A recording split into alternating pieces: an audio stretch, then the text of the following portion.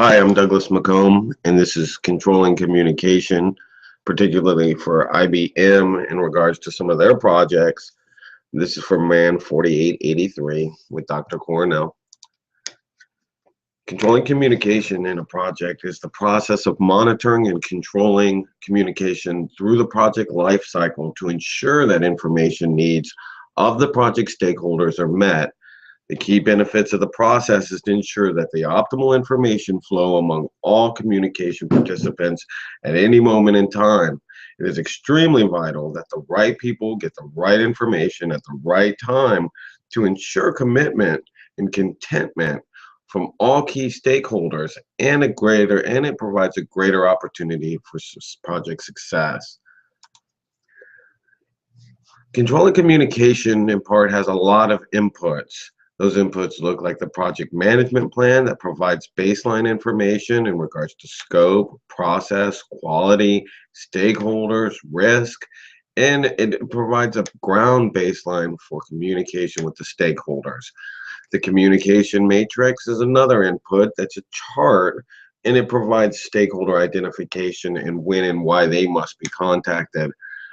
There's also issue log inputs that would show any deviations from said protocol that was needed and how and when it was mitigated. Work performance data is another input. The organizational process assets, the policies by which the organization communicates, and utilization of the PMBOK can also be a great input for a project manager in creating and controlling communication. Some tools and techniques to controlling communication are expert judgment. The project manager has to understand how to effectively communicate with each of the set of the stakeholders to ensure they're content with the actual progress of the project and the outcomes of that project. There's special meetings that are a great way to get feedback from larger groups of stakeholders at one particular time, especially when the key stakeholders impact the job in a great way. Also, there's information systems that can be utilized to control communication. These are come by organizational resources, um, systems of status updates, changes, modifications, and an information system, is a valid way of ensuring that everybody gets real-time communication at the right time. Um, some outputs of a controlling communication come by the work performance information. These are reports that quantify productivity of process and people, provides solid information onto the project managers to share with stakeholders and utilize that feedback to improve their process. Change requests is another controlling of communication tool that needs to be output that needs to be ensure that it's mitigated efficiently, that the communication between the stakeholders and project team members that are completing the work understand the impacts of those changes, and that must be controlled. There are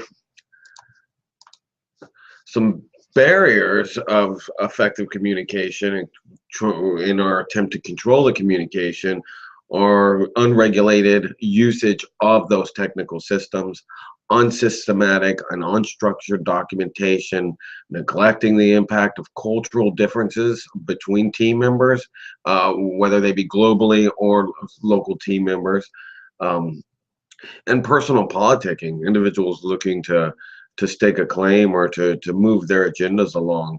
These barriers play a large impact on how project managers control communication.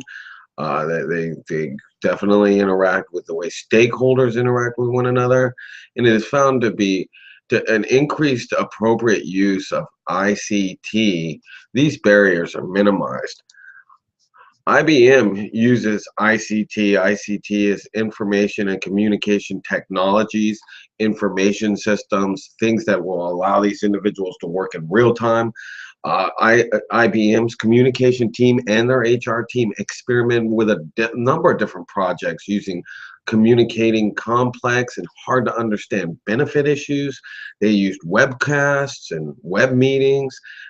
They were able to upload communicating docs into their enterprise resource system. And all of these effectively assisted IBM in controlling communication in regards to smaller projects, the integration of those projects into their program platforms, in turn creating a competitive advantage for IBM's project group and their HR team and their communication team based on the utilization of the ICT methods. Now, the ICT allows for access to information. This is the greatest effect of ICT on organizations. It gives them huge access to the information in real time, the services that accompanied with the growth of the internet.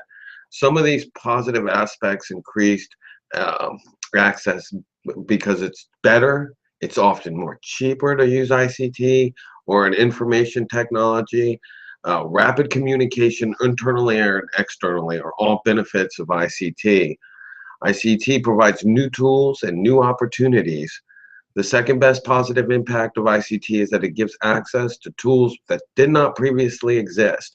The use of virtual meetings, dynamic information systems, and emails have allowed for project stakeholders to receive information in real time, in turn boosting the project's opportunity to achieve success. And that is the main goal of communication, is to ensure project success. Thank you very much. Have a good day.